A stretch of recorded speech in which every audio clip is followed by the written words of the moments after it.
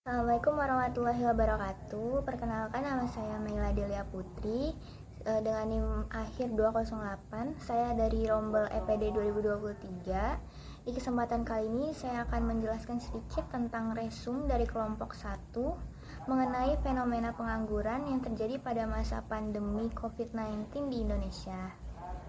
Teman-teman tahu nggak masalah ekonomi itu apa sih? Nah, masalah ekonomi itu adalah bagaimana cara seorang individu menggunakan sumber daya alam yang jumlahnya terbatas untuk menghidupi kebutuhan hidupnya sehari-hari. Contoh masalah ekonomi yang sering kita jumpai di Indonesia adalah pengangguran.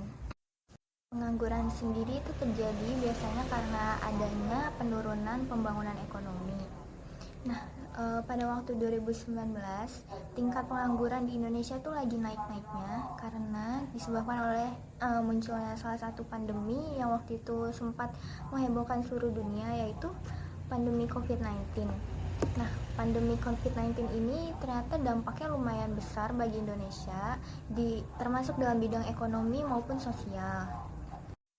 Akibatnya pemerintah memberikan solusi untuk melakukan lockdown karena tidak ingin warganya terpapar oleh virus satu ini.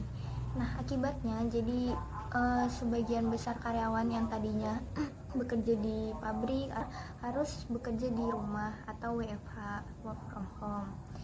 Sebagian besarnya lagi terpaksa diputus hubungan kerja atau PHK. Upaya pemerintah melakukan lockdown ini ternyata ada dampak negatif bagi para pengusaha dan pebisnis, yaitu mereka terpaksa menutup bisnis mereka karena mereka tidak ada pemasukan dari penjualan barang ataupun bisnis mereka. Lalu mereka juga mau tidak mau melakukan PHK terhadap karyawan mereka. Hal ini menyebabkan tingkat pengangguran di Indonesia pada saat pandemi tersebut melonjak tinggi. Pada saat itu presiden kita yang sebelumnya, yaitu Bapak Joko Widodo, memberikan 6 strategis untuk permasalahan pengangguran di saat pandemi waktu itu.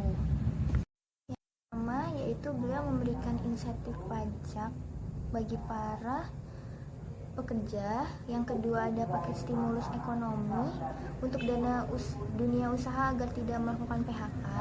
Yang ketiga ada pemberian kartu prakerja bagi orang-orang yang terancam di PHK. Yang keempat, perluasan program industri bagi pekerja. Yang kelima ada perlindungan bagi para PMI, pekerja migran Indonesia. Yang terakhir ada program bantuan sosial untuk membantu para masyarakat yang di kalangan bawah dan mencukupi kehidupan sehari-harinya.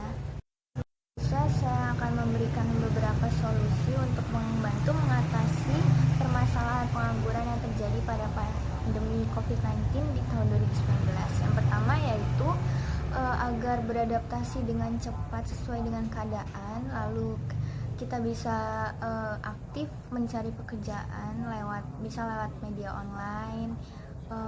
Saat ini sudah banyak aplikasi-aplikasi online seperti TikTok, Shopee, ataupun lewat media sosial seperti Instagram atau WhatsApp dipromosikan barang-barangnya. Lalu terakhir ada meningkatkan keterampilan dan potensi diri. Kita bisa mencoba hal-hal baru seperti membuat kerajinan tangan di rumah atau membuat makanan ringan.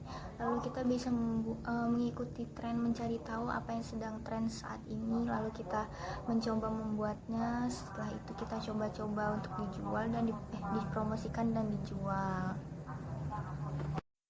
Solusi-solusi tersebut saya harap saya sebagai mahasiswa dapat membantu dan mempersiapkan agar kejadian sebelumnya tidak terulang lagi. Sekian, terima kasih. Mohon maaf jika ada salah kata.